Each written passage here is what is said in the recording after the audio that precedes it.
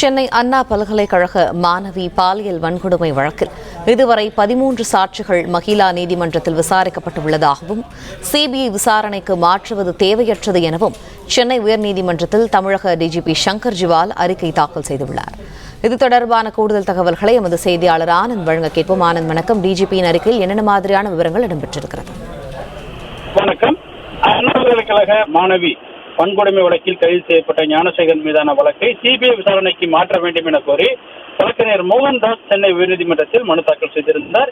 இந்த வழக்கை விசாரித்த சென்னை உயர்நீதிமன்றம் தலைமை நீதிபதி அமர்வு ஞானசேகரன் மீதான இதுவரை பதிவு செய்யப்பட்டுள்ள வழக்குகளின் விவரங்களை தாக்கல் செய்ய காவல்துறைக்கு உத்தரவிட்டிருந்தது. இந்த நிலையில் தமிழக டிஜிபி சார்பில் 17 பக்கங்கள் கொண்ட அறிக்கையை நீதிமன்றத்தில் தாக்கல் செய்யப்பட்டிருக்கிறது. அதில் கடந்த 2013ஆம் ஆண்டு சாஸ்திரி நகர் பகுதியில் கத்தியை காட்டி மிரட்டி தங்கச்சங்கிலி பறித்தது, அதே போன்று 2014ஆம் ஆண்டு நந்தம்பாக்கம் பகுதியில் பார்த்திபன் என்பவரை கத்தியை காட்டி மிரட்டி அவருடைய செல்போன் மற்றும் 500 ரூபாய் பணத்தை வழிப்பறி செய்தது. 2017ஆம் ஆண்டு அண்ணா பல்கலைக்கழக வளாகத்தில் உள்ள பார்க்கிங் பகுதியில் நின்று அங்கு வந்தவர்களை மிரட்டி செல்போன் பறித்ததாக ஒரு வழக்கு. 2018ஆம் ஆண்டு செங்கல்பட்டு மதுராந்தகத்தில் பைக் திருட்டு வழக்கு.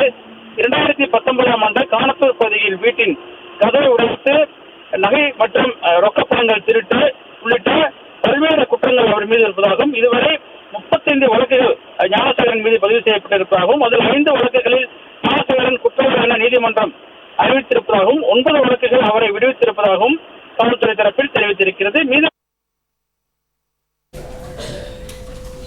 நன்றி ஆனந்த், விரிவான தகவல்களுக்கு.